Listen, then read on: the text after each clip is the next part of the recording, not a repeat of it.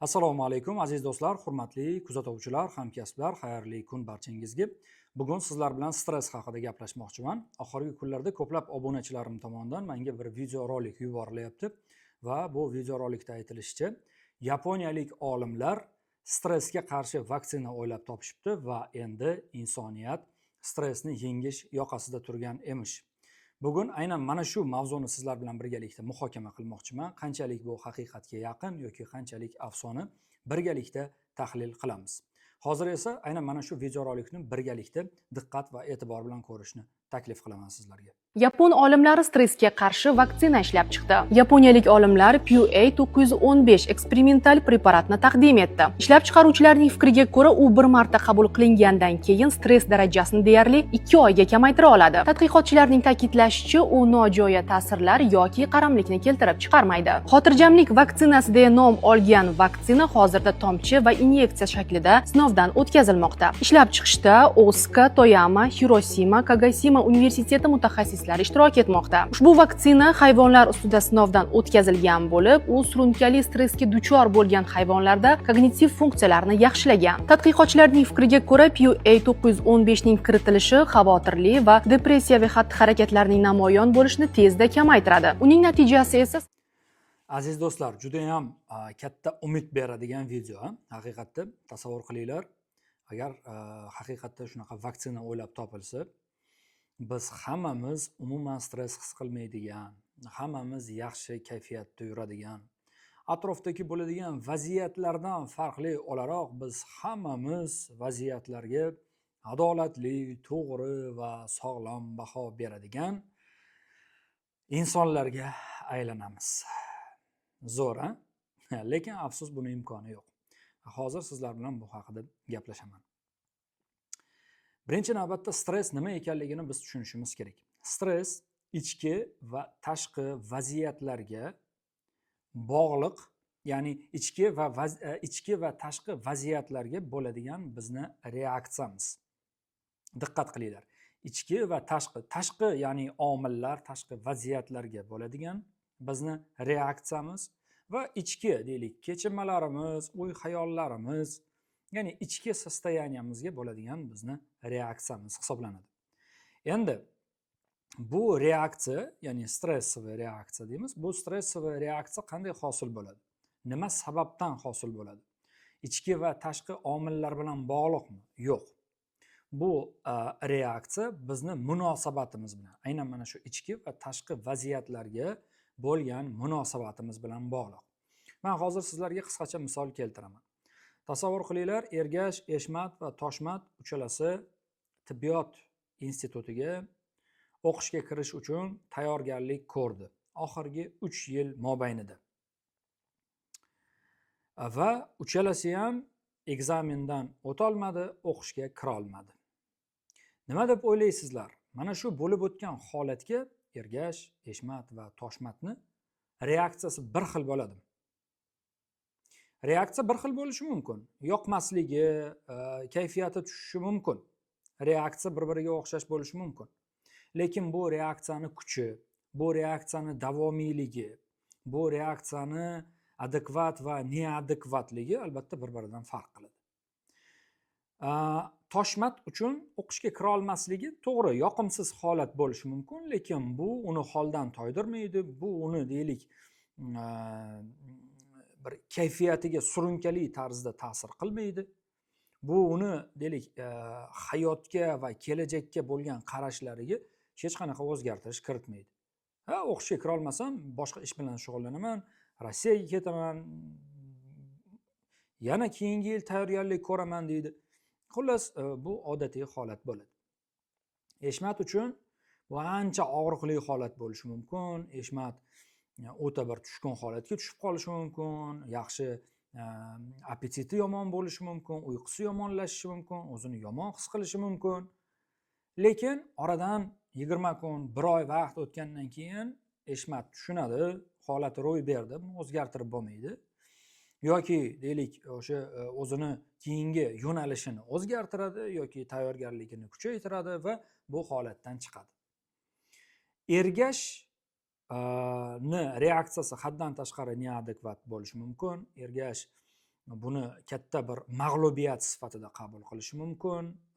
Buni hali ya'ni maqsadlar va kelajak boy berilgani sifatida baholashi mumkin.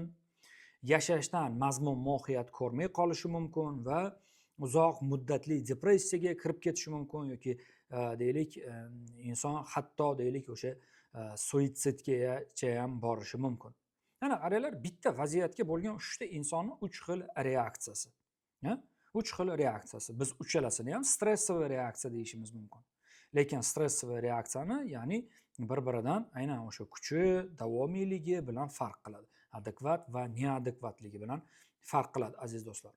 Shuning uchun har qanday ichki va tashqi vaziyatga ya'ni bildiriladigan aynan mana shu stressiy reaksiyani asoschisi har doim shaxs.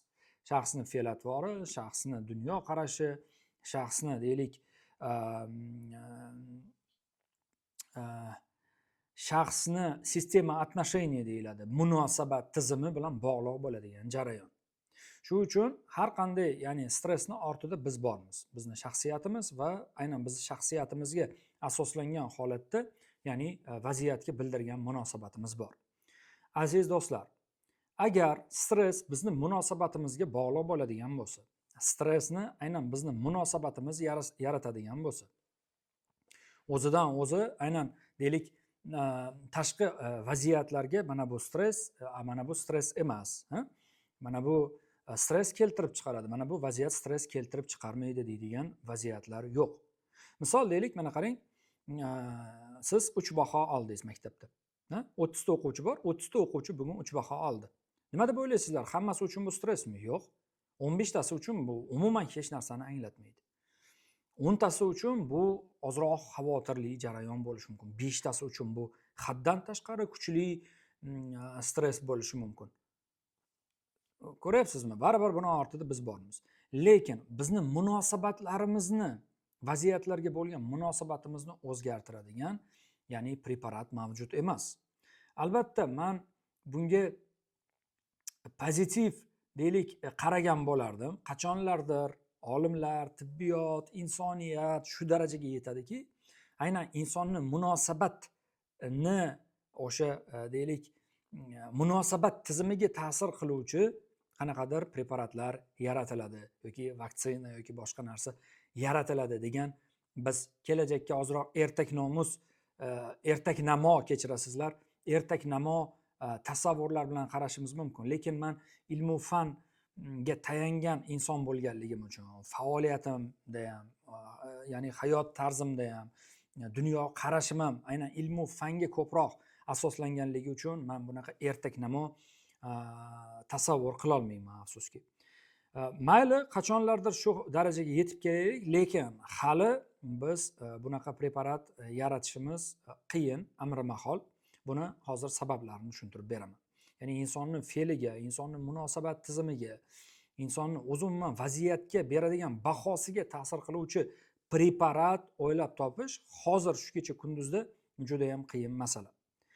Endi hozir ijtimoiy tarmoqda juda ko'p videolar borda, har xil turdagi videolar, har xil turdagi deylik bir qanaqadir u faqat pozitiv bo'lishi shart emas, u negativ turdagi har xil videolar bor, boshqa narsa bor. Men sizlarga bitta narsani aytgan bo'lardim. Bugungi kunda insoniyatni eng katta, biz mana hozir aytamiz-ku, biz o'ta stressga boy bo'lgan hayotda yashayapmiz, stress ko'p, hayotda boshqa deymiz-ku. Men sizlarga bir narsani aytgan bo'lardim. Eng katta stresslardan biri aynan mana shu informatsiyani ko'pligi. Informatsiyani ko'pligi va eng achinarlisi bu informatsiyani 90% haqiqatdan yiroqda ekanligi. Bu har bir mavzuga aloqador. Hattoki siz xayolingizga keltirgan mavzu borasida ham aynan mana shu gaplarni aytishim mumkin. Va insonni miyasi har xil musorga to'lib bo'ldi-da, har xil mana shu informatsiyani ko'pligi o'zi uchun bu, ya'ni biz uchun bu bosim. Inson bunday ko'p informatsiyaga moslashtirilmagan. Inson hali bunday, ya'ni informatsiyani ko'pligiga adaptatsiya qilgani yo'q, moslashgani yo'q. Va o'zimni informatsiyani ko'pligi, lekin u informatsiyani 90% musor va haqiqatdan yiroqda ekanligiga qaraydigan bo'lsak, bu vaziyatni undan battar chigallashtiradi va vaziyatni undan battar og'irlashtiradi. Va shundan kelib chiqib, men o'ylayman, bizni bugungi hayotimizdagi eng katta stress bu aynan shu ijtimoiy tarmoq, bu aynan keraksiz informatsiyani ko'pligi, bu aynan deylik ijtimoiy tarmoq orqali bizga kirib keladigan, biz uchun absolyutno keraksiz informatsiyani ko'pligida deb o'ylayman. Endi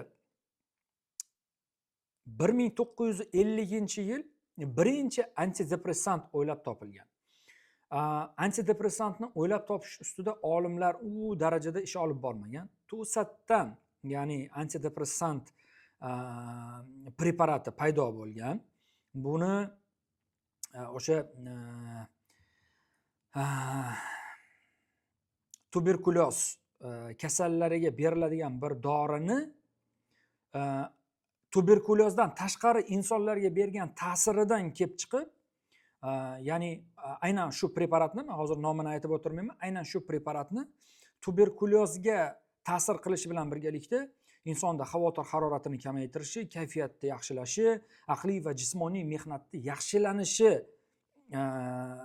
orqali ham, aynan yaxshilashi orqali ham ta'sir qilishligini aniqlashgan va 1950-yilda birinchi antidepressant yaratilgan. Ya'ni aynan birinchi antidepressantga asos solingan. 1958-yilda esa, ya'ni tritsiklический antidepressantlar o'ylab topilgan. 80-yil oxirlarida, 90-yil boshlarida esa bugungi kundagi eng faol tibbiyot, psixiatriya tomonidan eng faol tarzda foydalaniladigan aynan mana shu xavotirli va tashvishli buzilishlar, stress, deylik nevrozlar, depressiyalar, asab buzilishlari, asabiy zo'riqishlarda foydalaniladigan, ularni davolashda foydalaniladigan COZS, ya'ni selektivniy ingibitor обратного захвата serotonina preparatlari aynan mana shu 90-yillarda ya'ni bu antidepressantlar yaratilgan. Va aynan mana shu COZS preparatlari, mayli u antidepressantlarni biz aynan mana shu depressiya holatida, tushkunlik, aynan kayfiyat yo'qligi holatida yaxshi yordam bergan deydigan bo'lsak, aynan mana shu 90-yillardan boshlab xavotir, stress, asabiy zo'riqishlarni davolashda, ularni oldini olishda katta bir topilma sifatida baholangan COZS antidepressantlarini hozir biz ozroq tahlil qilish imkoniyatiga egamiz, chunki oradan 25-35 yil vaqt o'tdi. 35 yil vaqt o'tdi. O'zbekistonda antidepressantlarga bo'lgan talab, men o'ylayman, endi 2010-yillardan keyin baribir oshdi. No, kelinglar, mayli, umumlashtirib 2020-yil deylik, 2020-yildan boshlab antidepressantlarga bo'lgan talab juda ham oshib ketdi. Ana aptekar o'rtoqlarim bor. Gohida menga murojaat qilishadi-da, qo'ng'iroq qilishadi. Nima qilyapsizlar? Sizlar nimaga buncha bunaqa antidepressantlarga talab kuchayib ketgan? Deydi.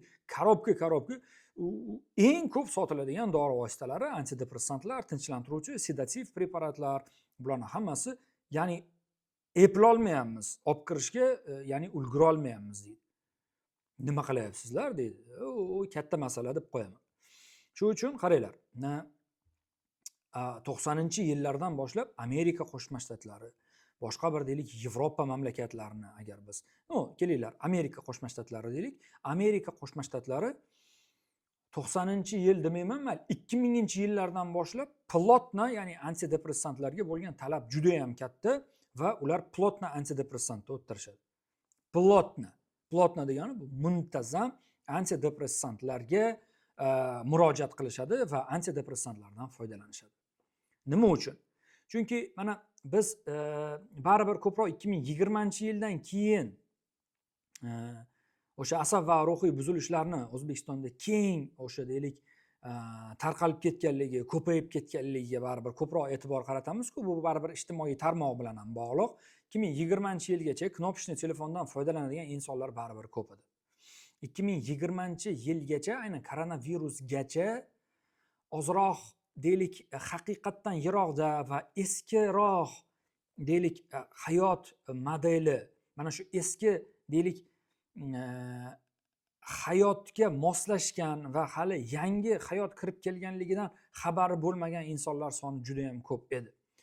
Yo'l harakati qonun qoidalarida, boshqa, ya'ni onlayn ta'limda, onlayn o'sha deylik konsultatsiyada, onlayn ishlashda boshqa narsalar hali kirib kelmagan edi. Biz baribir eski texnologiya, eski deylik model hayot bilan yashab kelardik. Va 2020-yildan boshlab, ya'ni O'zbekistonda asab va ruhiy buzilishlar kuchayib ketgan bo'lsa, Amerika Qo'shma Shtatlarida 2000-yil boshidan boshlab bu juda ham har yil keskin tarzda asab va ruhiy buzilishlar kuchayib borayotgan deylik davlat hisoblanadi. Va bugungi kunda ayanchli Amerikada, ya'ni insonlarning asab va ruhiy holati juda ham ayanchli darajada. Biznikiga ham hali xursand bo'lib bo'lmaydi. Amerika ancha bizdan oldinda. Men nima demoqchiman?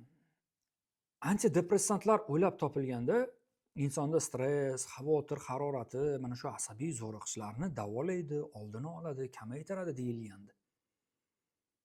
Men nimagadir ko'rmayapman, lekin qani antidepressant dori vositalari shunaqa xususiyatga ega bo'lgan deydi. Nimaga bugun asab va ruhiy buzilishga ega bo'lgan insonlar ko'p? Asabiy zo'riqishlar ko'p, xavotirlar ko'p, depressiyalar ko'p, boshqasi. Shaxs buzilishlari ko'p. Nima uchun? Savolga javob beringlar. Mana birinchi antibiotik penitsilin o'ylab topilganda, penitsilin o'zini effektivligini darhol isbotlagan. Ya'ni antibiotik bo'lmagan vaqtda insonlar juda ko'p oddiy kasalliklardan o'lib ketaverishgan. Penitsilin o'ylab topilgandan keyin juda ko'plab insonlar o'lib ketayotgan kasallikdan, ya'ni o'lmaslikka olib keldi. Insonlar o'ladigan kasalliklarning ko'pini aslini olganda bitta dori yordamida, ya'ni insonni o'ldirmaydigan kasallik sifatida o'z effektivligi, o'z isbot dalili asosini ko'rsatdi. Antibiotik. Haqiqatda biz aytishimiz mumkin. Antibiotik bu antibiotik, antibakterialni. Ya'ni bakteriyalarni, infeksiyalarni davolaydigan preparat deyishimiz mumkin. Bu o'zini isbot daliliga ega, effektivligiga ega. Agar antidepressantlar xavotir buzilishlarini, depressiyalarni, stresslarni bartaraf etganda, biz hozir hammamiz qanday go'zal bu olam, bir qarang degan holatda yurishimiz kerak emas endi. Afsus, biz buni aksini ko'ryapmiz. Shuning uchun aziz do'stlar, endi albatta bunaqa videolar, bilasizmi, bu hech qanaqa ilmiy asos va dalillarga ega emas. Hech qanaqa deylik bir hali bir o'z tasdig'ini topib, bir insonlarda yillab davomida sinalgan u ikkitagina sichqonda sinalgan u hali hech narsani anglatmaydi-da. Shuning uchun bunaqa narsalarga ishonib ketaverish kerak emas-da. Albatta bunaqa hali boy, insonlarga umid beradigan videolar yaxshi nima yig'adi-da baribir. Yaxshi prosmotr yig'adi, boshqa narsa qiladi. Shuning uchun endi bugungi kunda insonlarni hayron qoldirish ham qiyin bo'lib qoldi-ku. Insonlarning e'tiborini qaratish juda qiyin bo'lib qoldi bugungi kunda. Shuning uchun albatta mana shunaqa bir deylik, yo o'ta sizga zo'r umid beradigan yoki o'ta sizni xavotirga soladigan videolar bilan sizni e'tiboringizni, sizni o'sha deylik e'tiboringizni sizni o'sha videoga ko'rishingizni mana shunday yo'llar bilan olishyapti. Blogerlar, boshqa televideniya va hokazo va hokazo. Shuning uchun bugun televideniyani siz ijtimoiy tarmoqdagi blogerlar bilan ko'p ham farqlamang. Televideniya blogerlardan bugungi kunda tubdan farqlanmaydi. Televideniya ham sizni o'sha prosmotrlaringiz hisobiga yashaydi. Va televideniya ham bugun qarayapti. Mana bu blogerni kuzatishyapti. Mana bu blogerga diqqat e'tibor qaratishyapti. Nimani gapiryapti bu bloger? Nima beryapti xalqqa? Demak, biz ham shuni berishimiz kerak. Bu albatta kulgili bo'lishi mumkin. Albatta bu Qunduz amakining ertaklariga asoslangan bo'lishi mumkin. Lekin biz qilishimiz kerak bu narsani. Shuning uchun azizlar, buni imkoni yo'q. Endi albatta misol deylik, shunaqa kuchli preparatlar bor, hatto o'sha antidepressantlar ichida ham yoki antipsixotiklar ichida shunaqa kuchli preparatlar bor, sizni emotsiyalaringizni pretuplять qilishadi. Ya'ni bir so'z bilan aytganda, sizni emotsiyalaringizni bilasizmi, hali mana befarqlik darajasiga keltiradigan kuchli preparatlar bor. Lekin bu yaxshilikka emasda, bu yomonlikka. Men hozir sizlarga bir qator misollar keltiraman. Tasavvur qiling, sizni zo'rlashyapti. Va sizga farqi yo'q. Kim u? Senmiding? Shundaylarmi? Bu qanchalik sog'lom? Umuman siz asabingizni ham chiqarmay, bu siz uchun stress emas. Bu sog'lom emas-ku. Sog'lom emas. Yoki tasavvur qiling, siz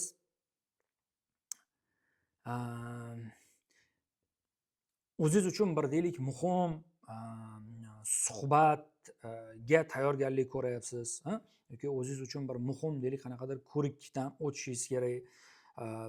Sizni misol bo'lajak deylik bir qanaqadir lavozimingizni, ishingizni, deylik yaqin kelajagingizni belgilab beradigan qanaqadir bir muhim qadam oldidan turibsiz.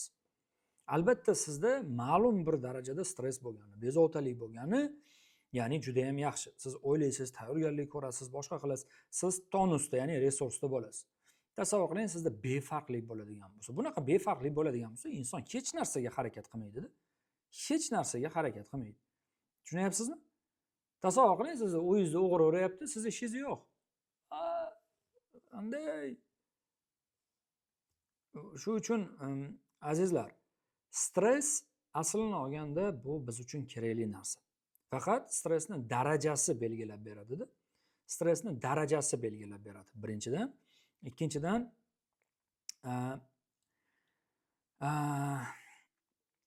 haqiqiy stressiy holatlar bor va aslini olganda stressiy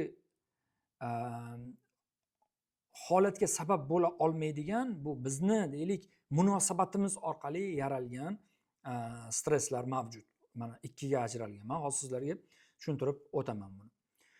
Avtomatik stresslar borda, mana sizni yaqin insoningiz vafot etdi. Bu stress. Bu holatda stress his qilmaydigan insonning o'zi yo'q. Oddiy agar deylik shu dinamicheskiy stereotip deydigan bo'lsak, nima degani dinamicheskiy stereotip?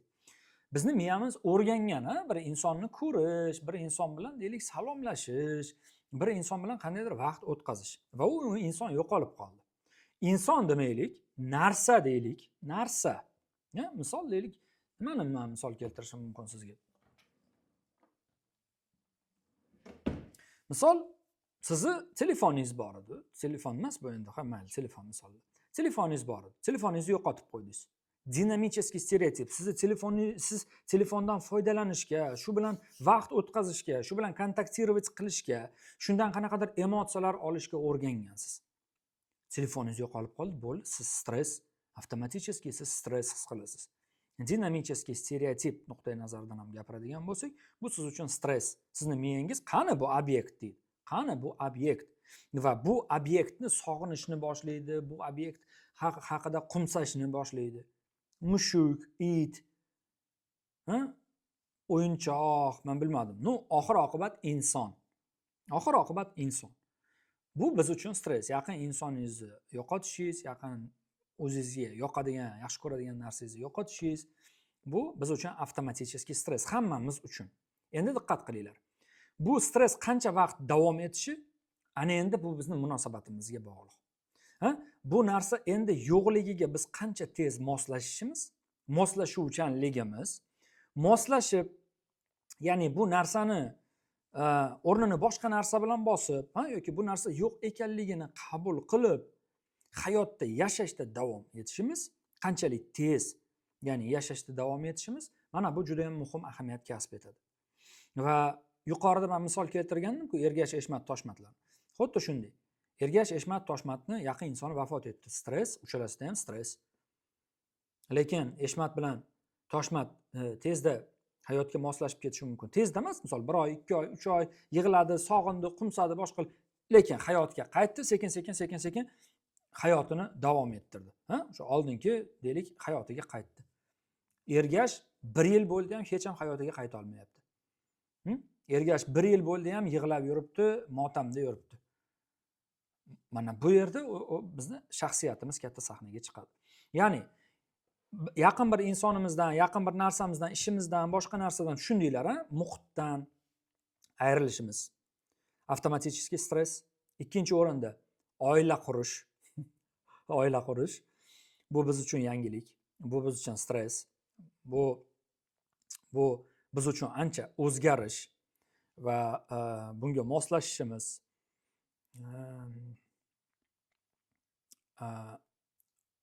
Mana bu jarayonga moslashishimiz ozroq vaqt talab etadi va vaqt hammada har xil. Vaqt hammada har xil. Uchinchisi ajrashish, ajrim. Bu ham har doim avtomatik tarzda stress keltirib chiqaradi. Va to'rtinchisi bu yangilik. Yangi shahar, yangi muhit. Ana tasavvur qiling, men hozir siz meni o'rtog'imsiz. Tasavvur qiling, sizning ismingiz Fathulla. Fathulla, ketdik, men bugun o'zimni sinfdoshlarim davrasiga sizni olib boraman. Ana sizni olib bordim, sizni tanishtirdim. Bolalar, yaxshimisizlar? Tanishinglar, Fathulla meni o'rtog'im. Ana o'zimizning yigit. Bemalol o'zimizning yigitdek qabul qilaveringlar, o'zimizdan. Mayli, men shunaqa deylik, hamma ham shunaqa qilavermaydi. O'zi aslini olganda shunaqa qilish kerak edi. Bir insonni bir joyga olib borgan vaqtda u o'zini erkinroq his qilish uchun uni tanishtirib, ozroq deylik, umumiy emotsional fonga siz javobgar bo'lasiz. Lekin baribir tasavvur qiling, siz Fathullasiz, siz yangi muhit, yangi jarayon, siz baribir stressda bo'lasiz. Keyin 5, 10, 15 marta ular bilan ko'rishib, yaqin bo'lganingizdan keyin siz o'zingizni ancha erkinroq his qilishingiz mumkin. Unda ham qancha muddatda siz o'zingizni erkinroq his qilasiz, bu sizni shaxsiyatingizga, sizni adaptatsiya, moslashuvchanligingizga bog'liq jarayon hisoblanadi. Yoki sizni yangi shaharga, yangi mamlakatga, yangi davlatga olib bordik. Hamma inson bir muhitdan boshqa muhitga borsin, ya'ni u yerda u stress his qiladi. U yangilik uning uchun, u yangi muhit. Uning uchun opasni hamma narsa. Bu mana bular avtomatiskiy stressiy holatlar hisoblanadi. Lekin mana shu avtomatiskiy stress holatida biz qay darajada stress his qilamiz? Bu jarayon qay darajada bizda stressiy, ya'ni holat ga sabab bo'ladi, ya'ni qay darajada stressimiz darajasi bilan farqlanadi va shu bilan birgalikda qancha muddat davom etishi bilan farqlanadi. Bu albatta bizning shaxsiyatimiz bilan, bizning fe'limiz bilan bog'liq bo'ladigan jarayon. Shundan kelib chiqib, aynan mana shu deylik 4 ta men katta toifalarni misol keltirdim. Mana shu 4 ta katta toifa hammamiz uchun bu avtomatik stress hisoblanadi. Har bir inson yaqin bir insonidan ayrilganda, ishidan ayrilganda, bir narsasidan ayrilganda, boshqa oila qurishi yoki o'sha ajrim deylik, yoki o'sha muhit o'zgarishi, ish o'zgarish xullas. Bu avtomatik tarzda stress hisoblanadi. Lekin bu darajasi qanday bo'ladi va biz qancha muddatda deylik mana shu bo'lib o'tayotgan holatga moslashamiz. Bu holatni biz uchun ya'ni stress sifatida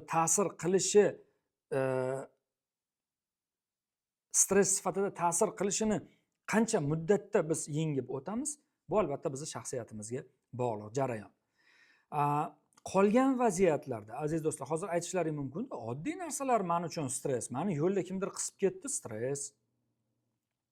Meni farzandim meni aytganimni qilmadi, men uchun stress. Men haqimda kimdir noto'g'ri fikrga bordi, bu stress.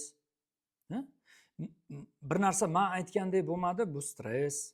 Men bir narsani vaqtida bajara olmadim, bu stress va hokazo va hokazo. Mana bu endi to'g'ridan to'g'ri chambarchas bizning munosabatimizga bog'liq. Ya'ni aslini olganda hozir sanab o'tilayotgan narsalar bular stress emas. Bular bizni munosabatimiz sababli stressga aylanadi. Aslini olganda bular stress emas.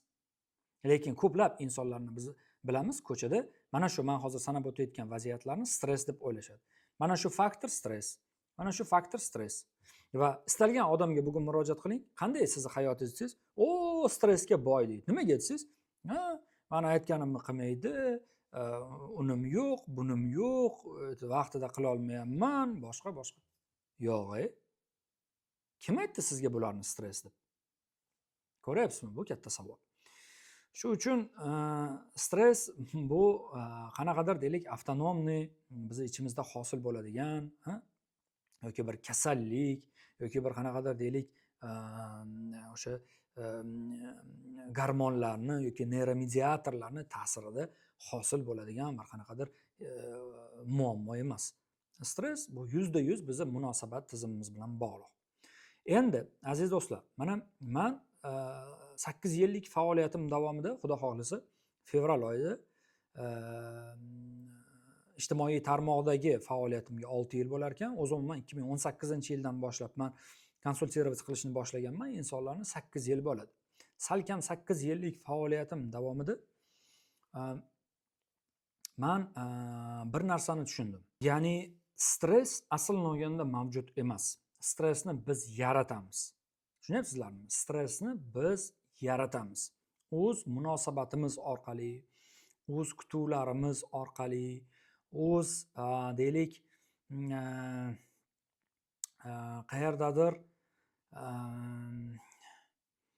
ожидание deymiz, mana umid va kutuvlarimiz orqali va hokazo biz stress yaratamiz. Mana men salkam 8 yildan beri stressga bardoshli bo'lishni targ'ib qilib kelayotgan mutaxassisman. Ya'ni bugungi kunda bu eng muhim xislatlardan biri, ishoninglar, stressga bardoshli bo'lish. Ko'pchilik insonlar buni bunday tushunadi, tasavvur qilinglar. Har tomonlama stress sizga hujum qilyapti. Stresslar ko'p, ichki, tashqi stresslar.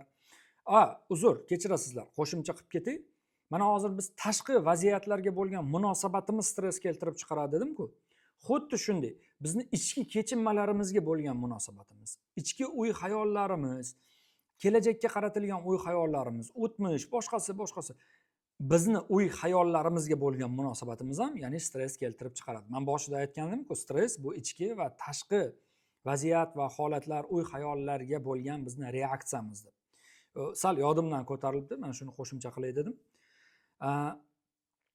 Stressga bardoshli bo'lish deganda ko'pchilik insonlar bunday narsani tushunadi. Xuddi tashqaridan stress ko'p, tashqi hayotdan, oiladan, boshqa joydan stresslar bizga hujum qilyapti va biz bardoshli bo'lish deganda stressga qarshi turib bera olishimiz kerak, himoya qilishimiz kerak. Tepadan stress keldi, tepani yop, pastdan keldi, pastni yop deb insonlarning xayoliga bardoshli bo'lish deganda aynan mana shu narsa keladi. Stressa ustойчивость deyiladi rus tilida. Lekin aslini olganda stressa ustойчивость, ya'ni stressga bardoshli bo'lish deganda men shaxsan aynan shu narsani targ'ib qiladigan inson sifatida men boshqa narsani sizlarga yetkazmoqchi bo'laman. Stressga bardoshli bo'lish deganda bu stressga qarshi turib berish emas, stressni yaratmaslikni o'rganish. Stress yaratmaslikni o'rganish.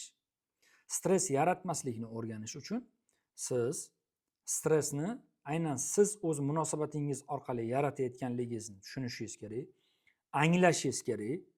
Buni ya'ni haqiqatda siz qilayotganligingizni bo'yningizga olishingiz kerak va 2, aynan shu vaziyatlarga bo'lgan munosabatingizni o'zgartirishingiz kerak. Munosabatingizni. Chunki stress sizni munosabatingiz sababli paydo bo'lyapti. Siz munosabatingizni o'zgartirdingiz, stress yo'q. Va agar siz stress yaratmaslikni o'rgansangiz, aslini olganda stresslar ichki va tashqi qanaqadir sabab va omillar bilan bog'liq emas. Bu sizning munosabatingiz bilan bog'liq ekanligi va siz bemalol, ya'ni stress yaratmasdan odatiy hayotingizda yashashingiz mumkin. Odatiy. Sizni kimdir qisib ketdi. Bu siz uchun stress emas. Oldin stress edi. Vaziyat o'zgarmadi, sizning munosabatingiz o'zgardi. Albatta biz hamma narsada bu narsani sina olmaymiz. Shunday holatlar bor, vaziyatni o'zgartirish kerak bo'ladi.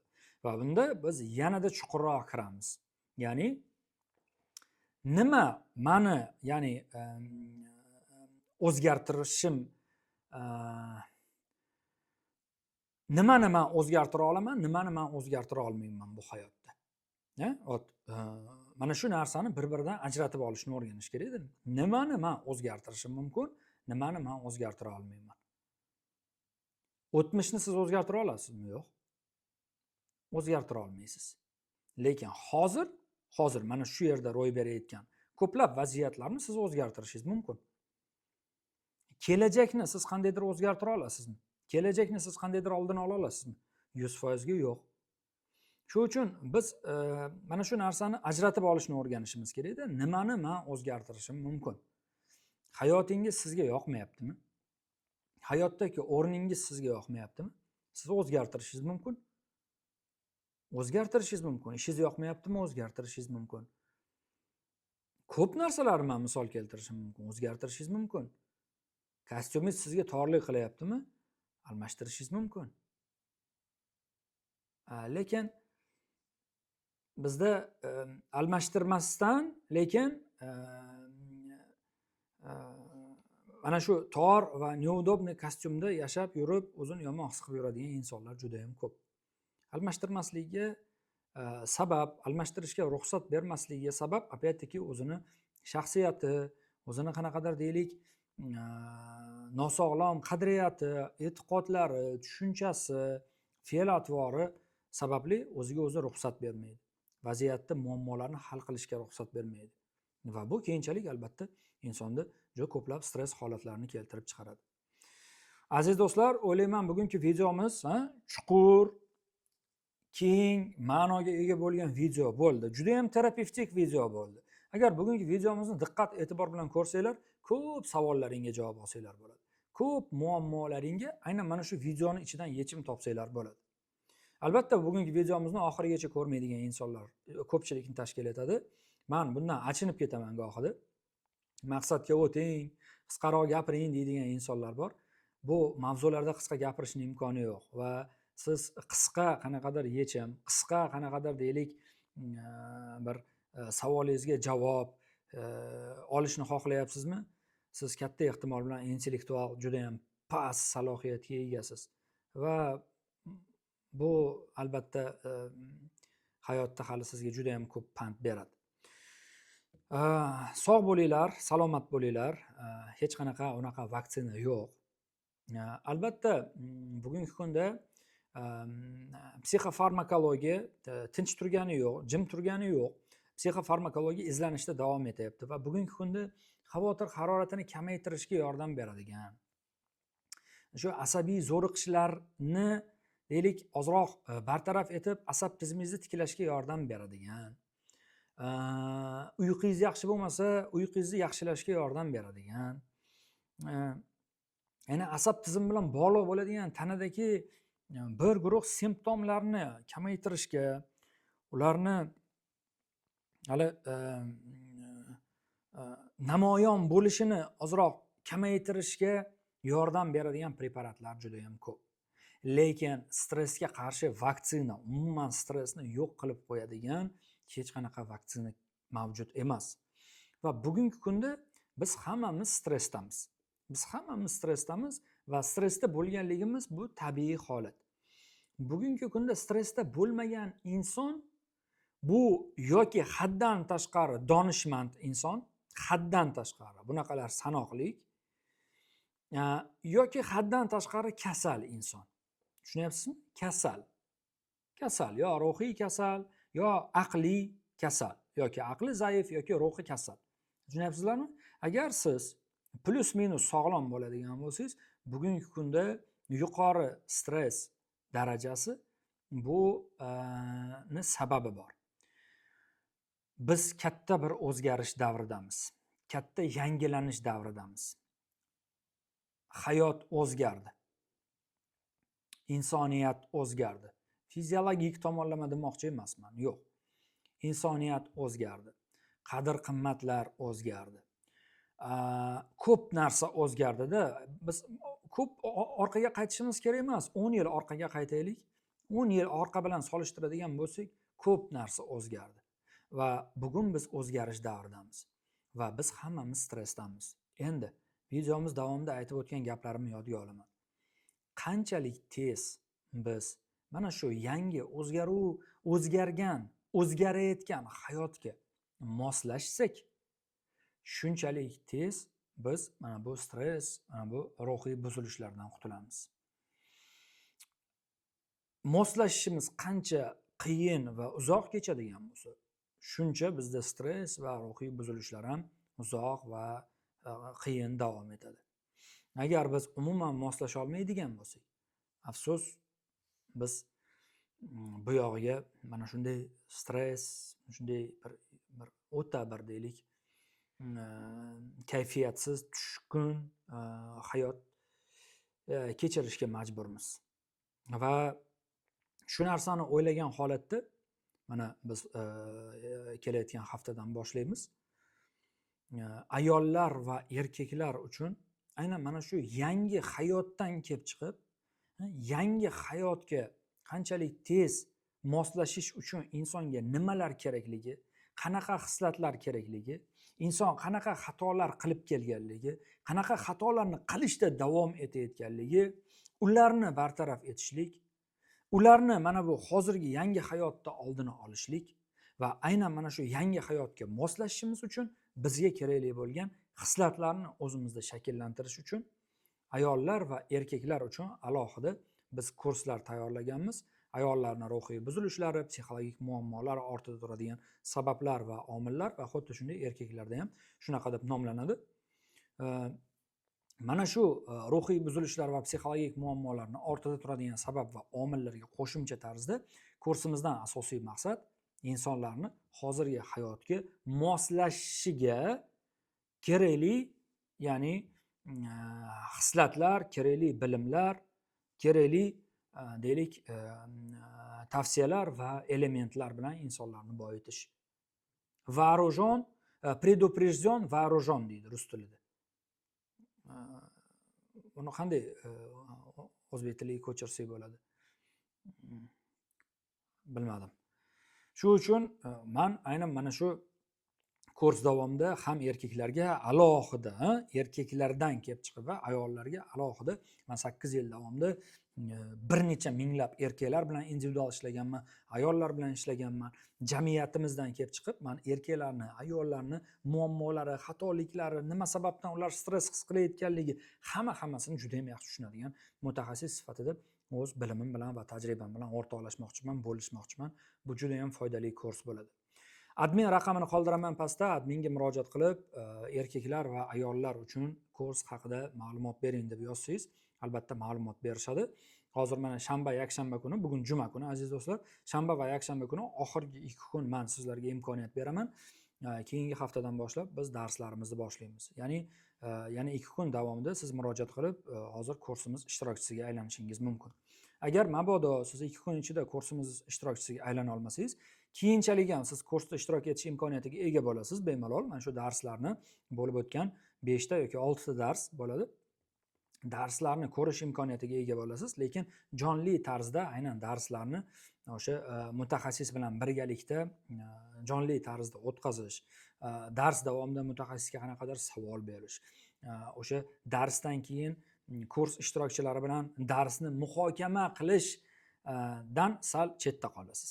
Ya'ni undan keyin yoziladigan bo'lsangiz, sizga aynan mana shu darslar taqdim etiladi, lekin darslarga qo'shimcha tarzda o'sha dars davomida qanaqadir savol berish imkoniyati yoki dars tugagandan keyin qolgan ishtirokchilar bilan muhokama qilish, darslarni muhokama qilish imkoniyati bo'lmaydi azizlar. Shu uchun imkon boricha mana shanba va yakshanba kuni kursga yozilganlar, sizlar ko'proq, men o'ylayman, o'zlaring uchun ko'proq narsaga ega bo'lasizlar va kursdan aynan o'sha полноценный deymiz, ya'ni